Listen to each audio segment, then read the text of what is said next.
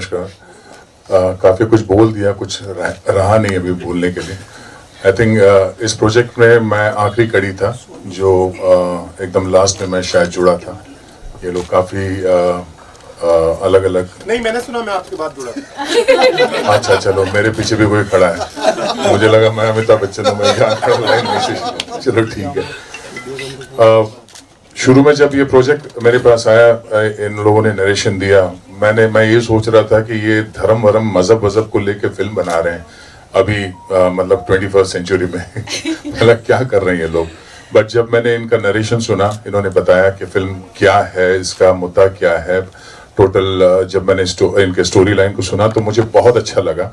बहुत ही नोबल, बहुत ही हम्बल भी बोल सकते हैं, नोबल के साथ इनका थॉट था।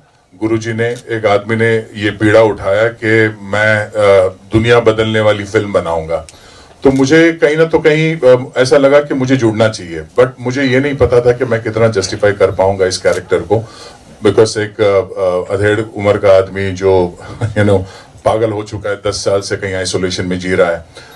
तो ये कॉन्सेप्ट सुनने के बाद मुझे लगा let's give it A try. But shooting के दौरान जब स्टोरी अनफोल्ड होते गया तो मुझे लगा वाकई में कुछ है एक मैसेज। और अब जाके 2022 में जो सिचुएशन है, मुझे लगता है इस दौर के लिए फिल्म एकदम परफेक्ट है, वेरी एप्ट। इस फिल्म में एक डायलॉग भी है जो अगर पता नहीं किसी को याद है तो, इंसानों को मार के धर्म को बचाने से अच्छा है कि धर्म को मार के इंसानों की रक्षा की जाए। ये बहुत जरूरी है आज के तारीख में। छोटी छोटी बातों को लेके इनसिक्योर हो जाते हैं, धर्म मजहब हर चीज को लेके। आई थिंक ये अभी रिक्वायर्ड नहीं है, हम लोग इवॉल्व होना चाहिए। हम फिर वहाँ पे वो एंशिएंट टेस्ट में जा रहे हैं, तो हमको इवॉल्व होके आगे फ्यूचर में प्रवेश करना चाहिए। और हमारी टीम जो है, एक तो हमारे एक्टर्स हमारे साथ जो थे, वंडरफुल पीपल। जो एक होता है जो एक्टर्स के और स्टार्स के कुछ टैंट्रम्स होते हैं, हमारे यहाँ पे बहुत ही, जैसे सर ने कहा, एक ही वैनिटी में 3 लड़कियां 3 लड़के और बाकी के सब एक्टर्स ठूसे में, वेरी कोऑपरेटिव, किसी ने चू तक नहीं किया, बड़े प्यार से काम हुआ। हमारे जो यंग एक्टर्स थे, इन लोगों ने तो कमाल ही किया है। उसके अलावा शाहजी पाजी है, हमारे ज्ञान जी, रजा जी के कुछ आर्टिस्ट आए नहीं है। इन लोगों ने, मतलब किसी ने कोई टैंट्रम नहीं। और आई थिंक ऐसा बहुत कम होता है जब फिल्म शूट करते हैं तो एक स्टिपुलेटेड टाइम में, जैसे 1 महीने में उनका शेड्यूल बना है तो 1 महीने में फिल्म खत्म हो, बहुत कम होता है। स्पिल ओवर हो जाता है, कुछ ना तो कुछ रायता फैल ही जाता है। बट यहाँ पे बड़ा कंट्रोल था। जैसे इन्होंने बोला था इतने डेज रिक्वायर्ड है, उतने दिनों में शूट फिनिश, पूरा फिल्म खत्म, इतना परफेक्ट था। प्लस जहां पे हम लोग शूट कर रहे थे उसके बारे में मेंशन करना बहुत जरूरी है। अहमदाबाद में हम लोग शूट कर रहे थे, पूरी फिल्म हमने अहमदाबाद में शूट की है। The people in Ahmedabad, a big salute to them. हमने इससे पहले भी वहां पे शूट किया और हमेशा it is such a pleasure to shoot in Ahmedabad. I don't know क्या है वो, दे आर शूटिंग फ्रेंडली या पता नहीं। आप अगर फिल्म देखेंगे उसमें जो क्राउड है, हमको मतलब क्राउड को सिर्फ बोलना था कि शूटिंग हो रहा है, एवरीबडी वाज सो कोऑपरेटिव। अगर वो मतलब उनको अगर इंक्लूड करते, हमारा शायद कैनवस और बड़ा हो जाता है अगर कमर्शियली हम उनको इंक्लूड करते तो। But everybody was very cooperative. So ultimately I think एक अच्छा प्रोजेक्ट बना है और स्पेशली एप्ट है फॉर 2022 जो हो रहा है आपके आसपास। उस हिसाब से ये बहुत अच्छा कॉन्सेप्ट है, वन वर्ल्ड वन रिलीजन का, which is I think what we require right now. उससे पहले मैं ये बताना चाहूँगा, लोग मुझे गुरुजी कहते हैं। पर्सनल लाइफ इसलिए बताना चाहता हूँ कि थॉट कहाँ से आया। मैं फर्स्ट डान ब्लैक बेल्ट कराटे में था। उसके बाद मैं भाजपा में 2005 में चुनाव लड़ा कॉरपोरेशन से, लेकिन एक वैराग हो गया तो मैं आध्यात्मिक में चला गया और उससे एक आध्यात्मिक में 10 साल से मैं हूँ अभी। और ये सोच मुझे अंदर से मिली कि दुनिया में क्या हो रहा है, किस तरह लोग जी रहे हैं। तो इतना मैं गहराई में चला गया था, तो मैं तो समाधि में लेने की भी तैयारी कर दी थी, लेकिन पता नहीं कुदरत ने मुझे फिर वापस भेज दिया होगा यहाँ कि अच्छे मैसेज के लिए। ये अंदर से कुछ हो रहा था कि पूरी दुनिया के अंदर जो चल रहा है, हर मज़हब अपनी अपनी बात करते हैं, आध्यात्मिक बात में मैं बताना चाहूँगा। तो मैंने सोचा दुनिया में कोई इतना तो सत्य ज्ञान होगा जो पूरी दुनिया जोड़ सके। क्योंकि आज देखते हैं आप लोग जिस तरह की सिचुएशन है आज, कोई हम सुबह उठते तो अपने ही इष्ट देव को बात करते हैं, राम पुकारते, कोई अल्लाह पुकारते, कोई गॉड पुकारते।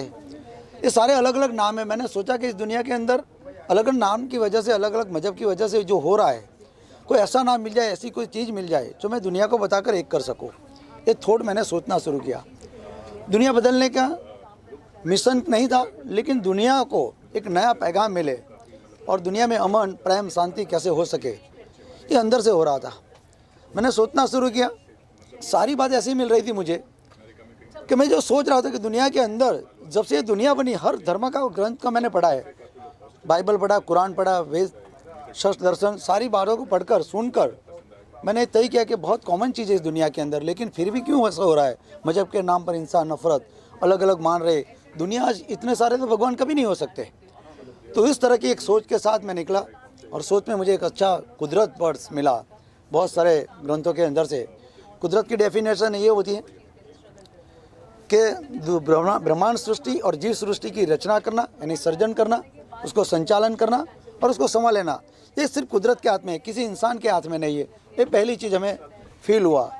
और बाद में पता चला कि नाम की वजह से नफरत हो रही है। अब देख लेना, अभी हमारी मूवी में भी मैंने बताया है कि सलीम से मुस्लिम, एडगर से क्रिश्चियन, राजू से हिंदू, तो सारे नाम अगर इस दुनिया के अंदर बदल जाए तो कैसा रहेगा, ये सोच निकलती थी। मैं कैसे दुनिया के धर्म को ख़त्म कर सकूँ, या कैसे दुनिया के धर्म को बताऊँ कि इंसान की बनाई रचना है। ये इंसान की रचना की वजह से हम आपस में एक दूसरे को मिल नहीं पाते, नफरत होती है, हिंसा होती है। और आज तो देखो वर्ल्ड वॉर की अभी तैयारी हो गई थी, हर भी तालिबान में ऐसा हुआ, रूस अभी कर रहा है। ये सारी चीज़ों से पहले ये सोच आ गई थी। तो सोच के अंदर से पहला ही पता चला कि जन्म से लेकर मृत्यु तक कहीं मज़हब नहीं। ऐसी चीज़ देखा, हम जन्म में बच्चा का जन्म होता है, हॉस्पिटल जाते हैं, तो जहाँ पर जो भी आप बच्चे को डॉक्टर देते हैं, समाते हैं, तो क्या करते हैं, उसका मज़हब नहीं पूछते। आप पढ़ाई करने जाते हैं स्कूल के अंदर, वहाँ मज़हब नहीं है। पूरी दुनिया के अंदर जो लॉ बना है, जहाँ पर कोर्ट बना, वहाँ मज़हब नहीं है। तो हर जगह मज़हब नहीं है, तो फिर मज़हब कहाँ जाता है। जब इंसान घर पे जाता है और उसकी बातों में आते हैं, या मज़हब वाले जो लोग हैं उसको अपने आप को कुछ बताने के लिए, दूसरे को नीचे दिखाने के लिए, अपने ही धर्म को स्थापित करने के लिए जब बात करते हैं, तब वहाँ मज़हब आ जाता है। बाकी दुनिया में कहीं घूमते आप देखना, कभी मज़हब नहीं आता। तो ये सारी चीज़ों को देख सोच कर मैंने बोला कि कुछ करना चाहिए। तो ऐसी ऐसी चीज़ जुटी मैंने। नाम की वजह से हो रहा है मज़हब, लैंग्वेज की वजह से पता चल रहा है, प्रतीक की वजह से मज़हब का पता चलता है, धर्म स्थलों के पता चलता है। अगर ये सारी चीज़ निकल जाए तो दुनिया में क्या होगा। अगर हम माने कि एक वर्ल्ड, यानी एक दुनिया बन जाए, एक विश्व और एक मज़हब बन जाए, तो क्या होगा। और मज़हब की डेफिनेशन ऐसी भी है कि नैतिक पवित्र फ़र्ज, बाकी कुछ नहीं था। आप अपने फ़र्ज सत्य से निभाइए, वही मज़हब है। लेकिन ये लिखने वाले, बनाने वाले जो इंसान हैं, वो अपने ही धर्म के प्रचार के लिए सारी चीज़ बना दिए। तो ये सारी चीज़ ढूंढ कर हमने मूवी में दिखाने की कोशिश की है कि यहाँ पर मज़हब नहीं है, यहाँ पर इंसान की मज़हब चल रही है। कुदरत की जो गतिविधि है, यहाँ पर मज़हब नहीं है। और अगर एक दिन आप देखते जाओ मज़हब भी कैसे बना, देश कैसे बना, जुड़ते जाते हैं इंसान, एक देश दूसरे से अलग हो जाते हैं, जुड़ते जाते हैं। तो हमारे में से 3 देश बढ़ गए। पाकिस्तान पहले हमारे साथ था, बांग्लादेश भी हुआ। पहले तो जम्बू बजाता था इंडिया का एक पूरा, इसमें अफ़गानिस्तान, काबुल, ईरान, इराक, ये पूरे टोटल भारत का दिखाया गया था। मैं ये सोचना चाहता हूँ कि पूरा वर्ल्ड का जो एक देश है, कंट्री है, एक हो जाए, बॉर्डर ना हो। वो सोच से मैंने ये मूवी बनाने की स्टार्ट की। बहुत तकलीफ आई क्योंकि नया प्रोड्यूसर हुआ, नए डायरेक्टर थे, तो लोगों ने हमें इसमें से स्क्रिप्ट को चेंज करना बताया, क्योंकि आज का माहौल जो है, जो एक कट्टरता में है और अपने आप को कुछ बताना चाहते हैं किसी को अच्छे लगने के लिए, पॉलिटिकल को लिए, तो वो लोगों ने बताया कि थोड़ा सा चेंज कर लो। तो मैंने ये बताया कि इसमें से कुछ चेंज नहीं हो सकता। हम किसी मज़हब को गलत दिखाने की कोशिश नहीं कर रहे, हम किसी मज़हब के बारे में बताने नहीं चाहते, लेकिन जो रियल बात है, हमारा जन्म हुआ इस दुनिया के अंदर, पहले स्त्री पुरुष थे, इतने मज़हब नहीं थे, वो दिखाना चाहते हैं। हम सच्ची बात बताना चाहते हैं। और आखिर में इस दुनिया के अंदर हम सबको मरना है, तो फिर क्यों मारते हैं, क्यों युद्ध करते हैं, क्यों नफरत करते हैं, क्यों हिंसा करते हैं। ये मैसेज लेकर मैं आया हूँ आपके बीच के अंदर। जैसे मैंने कहा कि अभी कंटेम्प्रेरी जो टाइम चल रहा है 2022 में, मतलब 21वीं सदी में हम लोग मज़हब धर्म के ऊपर फिल्म बना रहे हैं, तो मुझे ऐसा लगा थोड़ा एंशिएंट है। तो मैंने बोला यार अभी धर्म वर्म के ऊपर फिल्म बना रहे, मतलब मुझे समझ में नहीं आया। उसके बाद उन्होंने स्टोरी का नरेशन दिया, वो रीज़न क्या था, उनका कॉन्सेप्ट क्या था, थॉट क्या था, और वो थॉट के पीछे जो सच्चाई थी उसको मैं समझ रहा था कि भाई वाकई में बहुत अच्छा और नोबल थॉट है। फिल्म के बनते बनते अभी जो सिनेरियो है हमारे देश में, अभी तो बड़ा एप्ट बैठता है, ये बहुत ही परफेक्ट है। Creator is basically the creator of this world, जिसने इस संसार को रचा है, जिसने कोई भेदभाव नहीं किया। भेदभाव हम जैसे लोगों ने ही किया है, धर्म को लेके या एक बिलीफ को लेके। मैं अगर कोई चीज़ सही समझता हूँ, कोई गलत समझता है उसको, तो एक बिलीफ में जो बटा हुआ है और उसको लेके इंटॉलरेंट हो गए। तो ये जो अभी वर्ल्ड हम लोग क्रिएट कर रहे हैं, उस वर्ल्ड में आई थिंक ये फिल्म बहुत ही परफेक्ट है, जहाँ पे हम लोग सिखाते हैं कि बच्चों को, इसमें ये जो कैरेक्टर है डॉक्टर रे जो मैं प्ले कर रहा हूँ, उसका रिसर्च ही ये है कि बच्चों को कुछ भी ना सिखाया जाए, चाहे वो हिंदू का बच्चा हो, मुसलमान, सिख, ईसाई या किसी भी धर्म का हो। अगर बच्चों को हम कुछ भी ना सिखाएं इसके बारे में, बच्चा क्या करेगा? उसको हम फ्यूचरिस्टिक, मतलब जितना हो सके पढ़ाई में या धर्म से अलग हम उसको बात सिखाएंगे, उतना सरल, उतना लिबरल और सही मायने में सेक्युलर होगा। तो फिल्म का थॉट यही है, और इसको लेके जो सिंसियरिटी से हमारे प्रोड्यूसर डायरेक्टर्स ने इस फिल्म पे वर्क किया है इतने टाइम से, वो काबिल तारीफ़ है। और इसीलिए मैं इस फिल्म से भी जुड़ा। और फिल्म अब जब मैं देख रहा हूँ जो इसका प्रोडक्ट जो बना हुआ है टोटल, तो मैं समझता हूँ कि वाकई में काफ़ी सही हद तक इसको हमने जस्टिफाई किया है। So इसमें my name is Eliza Sehgal and I am playing Martina. So Martina is a Christian girl. एक क्रिश्चियन लड़की का रोल है जो एक सिख लड़के से प्यार करती है, जो बॉबी प्ले कर रहे हैं मूवी में।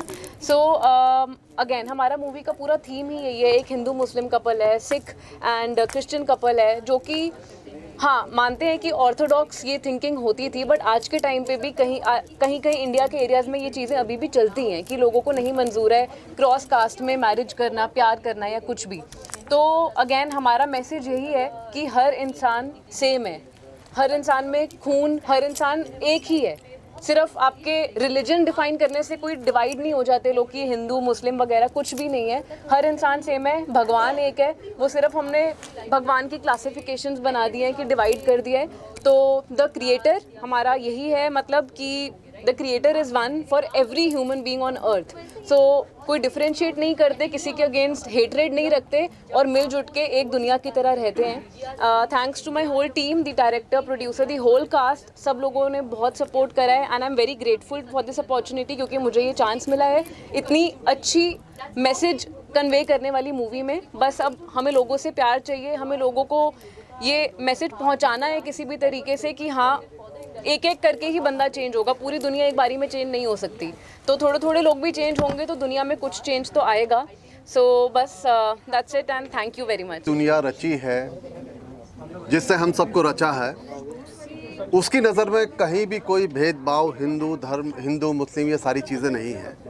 ये सारी चीज़ें हम मानव की बनाई हुई चीज़ें हैं। हम ही ने धर्म को क्रिएट किया है, हम ही ने धर्म को समाज में फैलाया है। हम ही कहते हैं कि भाई हम हिंदू हैं, हम मुसलमान हैं, हम क्रिश्चियन हैं, हम ये। अगर हम ये चीज़ समझ लें कि भाई हम सबसे पहले इंसान हैं, है ना, तो इंसानियत सबसे बड़ा धर्म है, जो हमारी फिल्म कहती है, जिसे प्रवीण ने बहुत खूबसूरती से एक स्क्रिप्ट को बहुत अच्छे ढंग से कन्वे किया है। अगर सोसाइटी में ये चीज़ जाती है, हम चाहेंगे कि आप लोगों के माध्यम से अगर ज़्यादा से ज़्यादा लोग इस फिल्म को देखें, अगर उसमें से कुछ % लोग भी अगर उनका हृदय परिवर्तन होता है, तो शायद यही हम लोगों का सक्सेस होगा। आप सबको थैंक यू यहाँ पर आने के लिए। और अब शादी भाई के हेलो, नमस्कार एवरीवन। जैसा कि फिल्म द क्रिएटर है, इसका कॉन्सेप्ट तो आपको सबको समझ में आ ही गया, ट्रेलर देखा आपने, फिल्म देखी। बेसिकली कॉन्सेप्ट ये है कि पूरी दुनिया से सारी बाउंड्रीज़ हटा दी जाएं, सारी सीमाएं हटा दी जाएं, पूरी दुनिया में सिर्फ एक ही लैंग्वेज हो, एक ही धर्म हो, जो मानव धर्म जिसे कहते हैं वही धर्म हो, तो दुनिया कितनी ब्यूटीफुल होगी, कितनी सुंदर होगी। कि जिस तरह से एक आकाश में एक पंछी उड़ता है तो उसके लिए कोई सीमा नहीं होती, कोई बाउंड्री नहीं होती, वो कहीं से कहीं भी उड़ के जा सकता है। ऐसे ही हमारे लिए भी हो, कोई बाउंड्री ना हो, इंडिया, पाकिस्तान, इंग्लैंड, अमेरिका, कुछ नहीं हो, सिर्फ एक वर्ड है। तो बेसिकली कॉन्सेप्ट फिल्म का वो है जो कि हमारे डायरेक्टर साहब, प्रोड्यूसर साहब ने बहुत लंबे टाइम से इस पर मेहनत की और बहुत अच्छे से उसको स्क्रीन पे उतारा है। तो अब आपकी बारी है, आप लोगों से यही रिक्वेस्ट है कि इस फिल्म को, इस मैसेज को ज़्यादा से ज़्यादा लोगों तक पहुंचाओ और ज़्यादा से ज़्यादा लोग इसको देखें। तो आई एम श्योर कि डेफिनेटली कुछ ना कुछ तो चेंजेस होंगे। कि जैसे मेरा इस कैरेक्टर है फिल्म में, आलम डॉन जो नेगेटिव होता है, लेकिन एक मूवमेंट पे आकर के उसको रियलाइज़ होता है कि नहीं यार, मुझे इस मिशन का साथ देना चाहिए, और ये सच है, ये सही बात है, ऐसा होना चाहिए। तो उसका हृदय परिवर्तन होता है और एक मोमेंट पे आकर के वो नेगेटिव से पॉजिटिव होता है, डॉक्टर रे का साथ देता है और उस मिशन में जुड़ता है। तो आई एम श्योर डेफिनेटली कि दुनिया में भी ऐसा चेंजेस होगा, और इस हालात में, इस दौर जो अभी चल रहा है उसके हिसाब से तो बहुत ही परफेक्ट है कि हम अननेसेसरी धर्म को लेकर के और भाषाओं को लेकर के और बाउंड्रीज़ को लेकर के कितना नरसंहार जो हो रहा है दुनिया में, उसके हिसाब से तो बहुत ही ज़बरदस्त मैसेज है।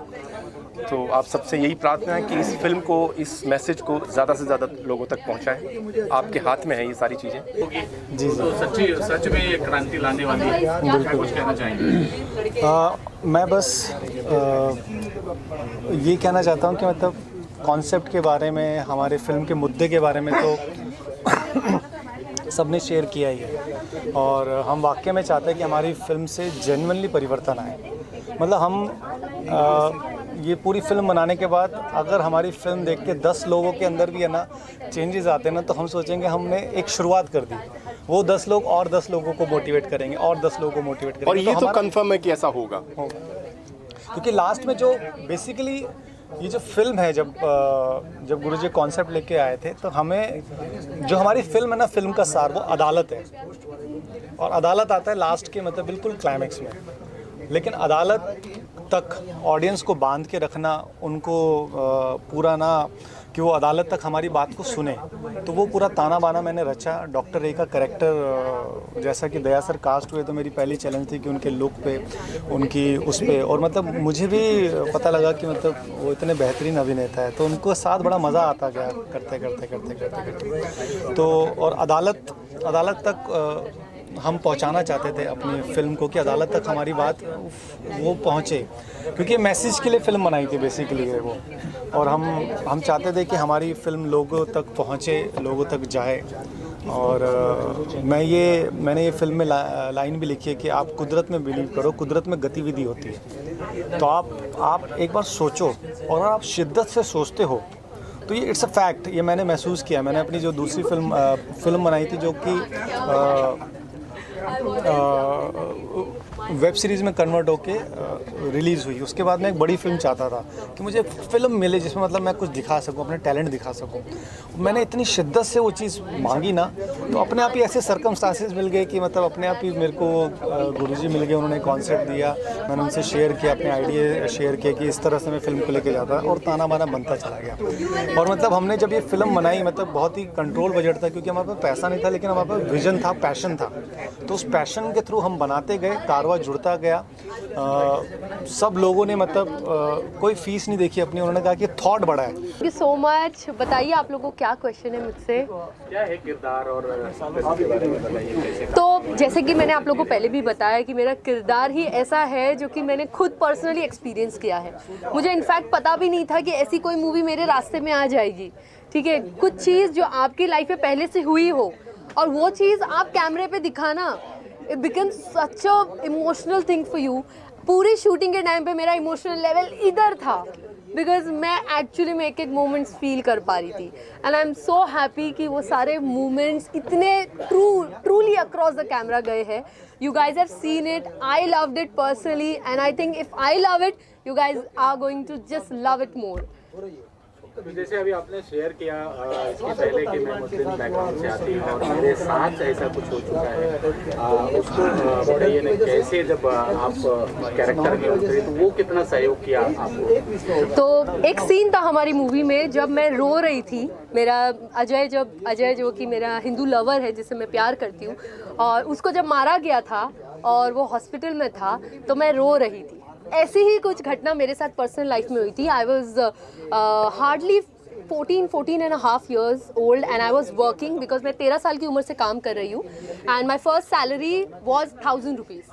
तो उधर से मैंने अपनी ज़िंदगी शुरू की थी। So I fell in love with a guy and उधर ये हो गया था कि he left me, okay? उसने मुझे छोड़ दिया, उसकी वजह से मैंने जहर ले लिया था। I got admitted to the hospital and I was crying because कहाँ से मेरे पाइप गया था मुझे नहीं पता, just to remove the rat poison जो कि मैंने कंज्यूम कर लिया था रात को। उसके बाद ये हुआ कि सारा कुछ मेरा ट्रीटमेंट हुआ, आई वॉज ओके। मैं खिड़की थी मेरी जो रूम था उसमें से खिड़की में से मैं हमेशा देखा करती थी कि वो शायद से मुझे मिलने आएगा या शायद से मुझे देखने आएगा, बट वो कभी हुआ नहीं। एंड 3 दिन मैं हॉस्पिटल में एडमिटेड थी और मैं उम्मीद कर रही थी कि शायद से वो वापस आ जाए, बट वो कभी हुआ नहीं। वही सेम मोमेंट जब अजय हॉस्पिटल में था मैं वो फील कर पा रही थी। आज भी वो दर्द उतना ही ज़्यादा जिंदा है जो कि आज से 5-6 साल पहले जिंदा था मेरे दिल में, क्योंकि पहला प्यार हम कभी भूल नहीं सकते और जो पहला दर्द होता है वो हमेशा चेरिश करते हैं। तो ऑफ कोर्स मैं सारे मोमेंट चेरिश करती हूँ, बट वो दर्द आज भी ज़िंदा है एंड आई डोंट नो कब तक रहेगा, बट हमारे दिलों में दर्द हमेशा मौजूद रहना चाहिए। It's very important, it takes you head in life. So the pain that I have in my heart is letting me go ahead in life. So thank you so much for all the people who's given me pain. See where I am right now.